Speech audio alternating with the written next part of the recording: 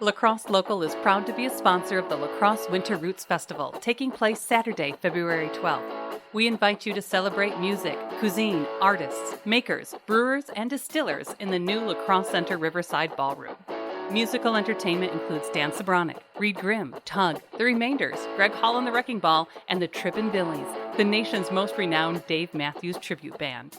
La Crosse Winter Roots Festival is presented by the La Crosse Center, La Crosse Local, and with special thanks to The Remainders. I'm going home. Hey, I'm going home. Find out more information and how to get tickets at lacrosselocal.com.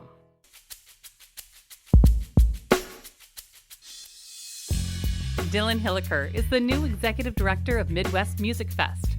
We discussed the festival, live music during COVID, his background, and how people can donate, volunteer, play, or otherwise get involved with this two-city festival. You can find more conversations, food reviews, live music, and events on our website, lacrosselocal.com. I'm Amy. And I'm Brent. And this is La Crosse Local.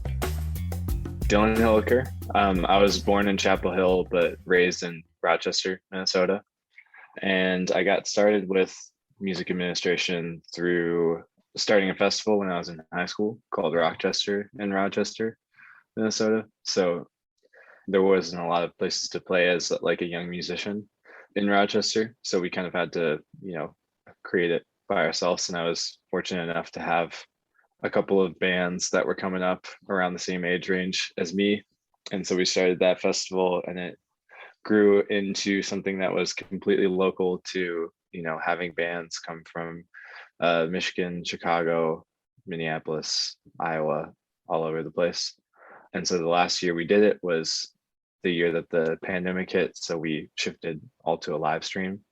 And after that, I kind of repurposed Rochester into the company that I'm working on now called Three Birds Music. It's a music management, booking, consulting kind of group for me. So I manage two bands in Minneapolis, and so got started with Midwest just a couple weeks ago, and I'm super excited to be here. Yeah, I mean, it sounds like your past kind of has some parallels with Midwest Music Fest, you being the new executive director and all. So for people that are unaware of Midwest Music Fest, can you just share a little bit about it? Yeah, for sure. It's a multi-stage, multi-city organization focusing on music, mental health, education. So we run two festivals a year, one in Winona, one in La Crosse, with a bunch of stages going on throughout the whole day, throughout the whole weekend, I should say. And that's really it. We've, started some other programs like our mental health initiative and our teen press program, which gets, local high school kids involved with interviews with bands and running kind of press and promotion for the festival as well. So really trying to build community in a way around the arts, and really focusing on giving everyone the opportunity to buy in and experience good music. Being that the last 18 months were, a trying time for everybody, especially for the arts and musicians out there and bands, they're trying to tour even now. Where is Midwest Music Fest headed? Like, how is it adapting? Yeah, I mean, well, throughout the last, 18 months, obviously there was a lineup announced for 2020 that ended up having to get shifted around. They did a live show in Winona before my time, and then just recently we did the River Roast in La Crosse as kind of our 2020 programming, even though it's in 2021 now. I mean, when I was running the festival that I was running previously, we had to deal with COVID, and I think the shift is just like figuring out how to make an experience for someone that's sitting at home rather than at a venue. And so I think, with COVID, it's kind of given us this unique opportunity to kind of step back and really rethink what we are doing as a festival and what we're, doing as people in general. And so I think in terms of like moving forward, there could be a reimagining of what the festival is. There could be, just kind of going back to the old model and really trying to hone in. that's something that, we're actively talking about, and something that, we'll start having answers for pretty soon. I can't give you a definitive picture of what it's going to look like next year right now, just because, we're kind of doing that work of figuring out what the festival looks like going forward.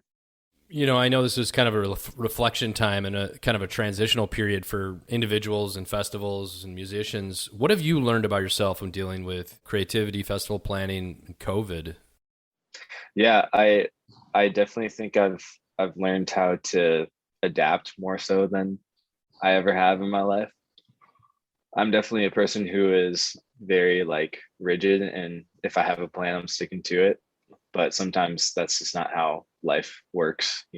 So I think it's given everyone the very unique opportunity to kind of figure out what they really truly need to be doing, figure out that like reset.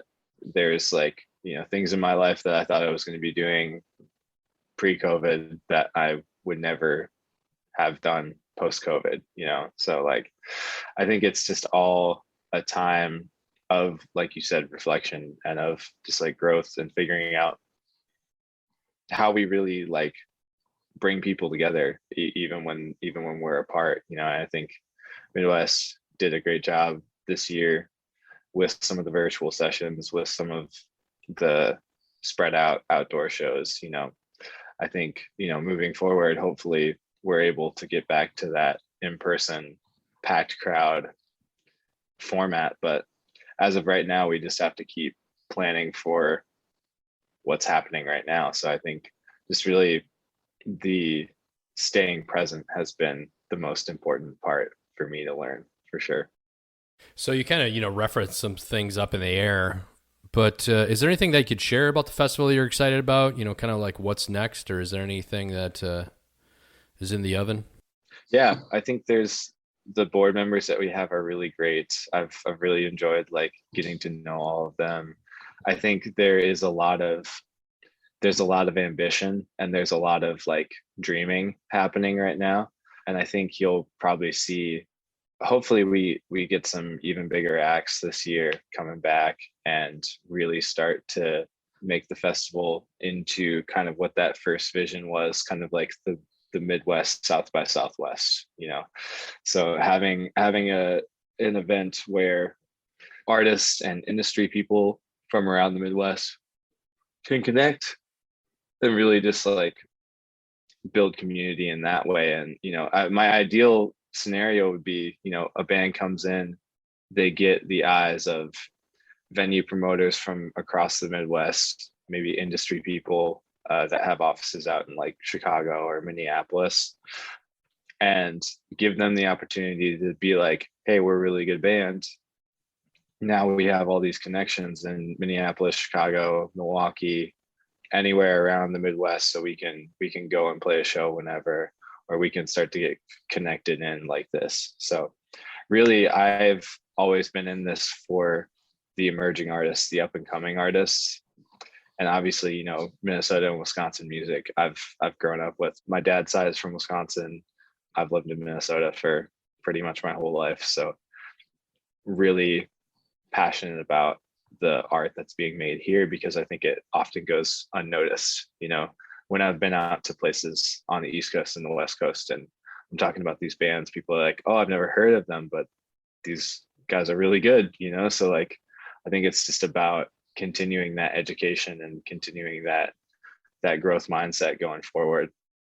So if people want to donate, volunteer, play, or otherwise get involved, what's the process of that? Where should they go? Yeah, everything's going to be on midwestmusicfest.org. So there's, on the support drop down, there's a donation and a volunteer link right there. So everyone can go down there and check it out. Or if you just want to know more information about the festival.